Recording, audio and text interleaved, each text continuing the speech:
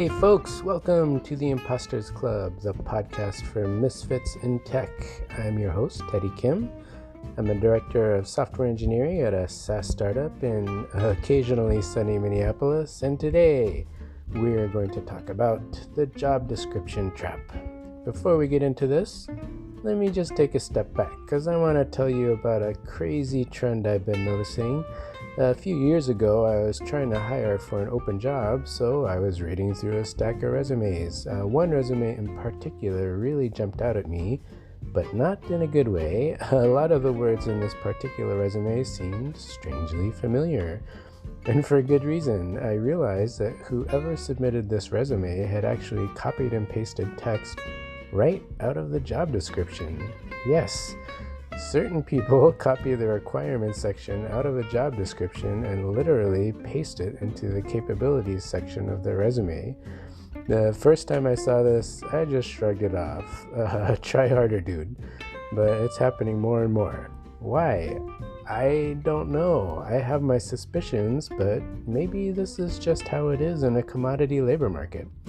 Remember that a commodity labor market exists when two workers can only be differentiated by price. When that happens, the worker who is willing to work for less is probably going to get the job. So, commodity labor markets present a classic lose-lose. Job seekers lose because you end up competing on price, which drives your salary down. Employers lose because they don't actually get the strongest candidates. They just get the candidate with the closest resume match. So how did we get here? Let's unpack this. There is, in fact, one person who prospers in a commodity labor market, and that's the recruiter. Recruiters are middlemen, and middlemen prosper from transaction costs. But here's the thing. Recruiters get paid the same no matter who they place. That means that you are no more important to her than any other warm body with pliable sense of morals.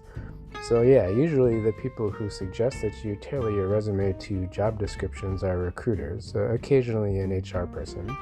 It's happened to me, and I suspect it has also happened to you.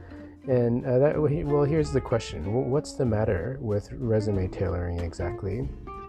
At first glance, tailoring your resume to a job description kind of makes sense. After all, you just want to show that your skills and experience match the job description. What's wrong with that? Well, consider this. As you tailor your resume to match, the majority of people who apply for any given job are doing the exact same thing. Let's all be different together. To state the obvious, it's kind of difficult to stand out from the crowd when you're doing the same thing that everybody else is doing. Anyway, there's something more subtle at work here. I'm gonna let you in on an insider secret. Hiring managers rarely write job descriptions. In fact, there's no guarantee that the hiring manager has even seen the description for the job you're applying for. In almost every company, the HR department has a library of approved boilerplate job descriptions that they trot out whenever there's an opening. In other words, the reason that so many job descriptions look the same is also the reason that so many resumes look the same. What the fuck? This right here is a vicious cycle, and you, my friend, are stuck in the middle. But, to quote the TV show The Wire, you cannot lose if you do not play. So, what's the alternative? Well, for starters, forget that baloney about tailoring your resume to the job description. Managers don't hire job descriptions. Managers hire people.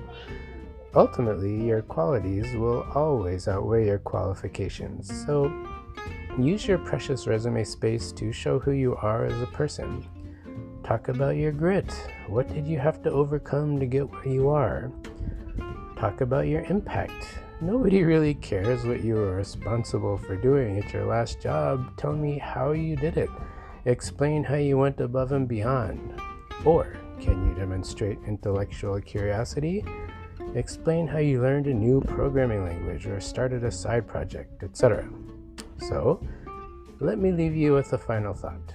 This is a subtle change in perspective that has really helped me professionally, and I hope it will help you. Rather than try to find the right job, consider what you might gain by trying instead to find the right boss. Your manager is the person who has the most influence on your professional trajectory. He or she can be your greatest ally or your worst enemy. You want your manager to see and accept who you are as a person, warts and all. Remember, a healthy professional alliance is built on trust. There is no place for deception. So don't start your most important professional relationship by fronting. Be real, on your resume and everywhere else. That's how you really set yourself apart from the crowd. The show notes for this episode are available at impostersclub.io. Check it out. Feel free to leave me a comment and mingle with other imposters just like you. impostersclub.io